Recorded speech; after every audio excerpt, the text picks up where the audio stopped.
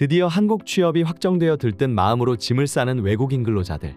하지만 여기서 잠깐. 입국할 때 각 나라마다 검역 절차는 물론 반입 금지 물품도 각기 다를 수 있는데요. 모르고 반입했다간 최대 1천만 원의 과태료가 부과될 수도 있기 때문에 한국 입국 전에 미리 알아두면 큰 낭패를 피할 수도 있겠죠. 오늘은 한국 입국 전 유의해야 할 검역 절차와 반입 금지 물품에 대해 알아보겠습니다. 한국에 입국하는 모든 외국인은 다음과 같은 절차를 거쳐야 합니다. 먼저 입국 심사대에서 입국 심사관에게 여권, 입국 신고서와 비자를 제공하고 신분과 입국 목적에 대한 질문을 받은 후 입국 허가를 받습니다. 입국 심사 이후엔 검역 신고를 해야 하는데요. 검역 신고는 입국할 때 가지고 있는 물품에 대한 정보를 기재하고 먼저 신고를 하는 건데요. 이때 주의해야 할 것이 있습니다. 한국은 감염병의 유입을 방지하기 위해 감염병을 유발할 수 있는 동물과 식물, 농산물과 축산물의 반입을 엄격하게 금지하고 있습니다.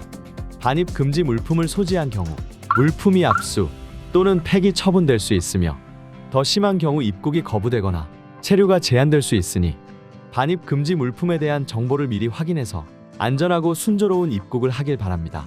그럼 한국에서 지정하는 대표적인 반입 금지 물품들은 무엇인지 함께 알아볼까요? 우선 식물성 제품으로 분류되는 신선한 과일과 채소들은 반입 금지 대상인데요. 망고, 라임, 파파야와 같은 생과일과 열매 채소류, 감자, 고구마, 마와 같은 땅속 채소, 껍질이 붙은 호두, 땅콩 등은 생물과 식품 안전의 이유로 반입이 금지됩니다. 또 흙이 부착되어 있는 묘목이나 살아있는 곤충 역시 반입해서는 안 됩니다. 또한 여러 나라에서 공통적으로 금지하고 있는 물품이죠. 바로 동물과 축산물입니다. 애완조류나 애완동물을 비롯한 동물은 일체 반입 금지 대상이며 애완동물의 사료 역시 반입이 안 됩니다. 축산물에는 소고기, 닭고기, 돼지고기와 같은 육류는 물론 햄, 소시지, 육포와 통조림과 같은 육가공품 또한 질병 전파의 우려가 있어 반입이 금지되고 있습니다. 부득이하게 반입 금지 물품을 소지한 경우 여행자 휴대폰 신고서를 작성하고 공항 또는 항만에 주재하는 검역본부에 반드시 신고해야 합니다. 신고 없이 반입 금지 물품을 소지한 경우 최고 1,000만 원의 과태료가 부과됩니다.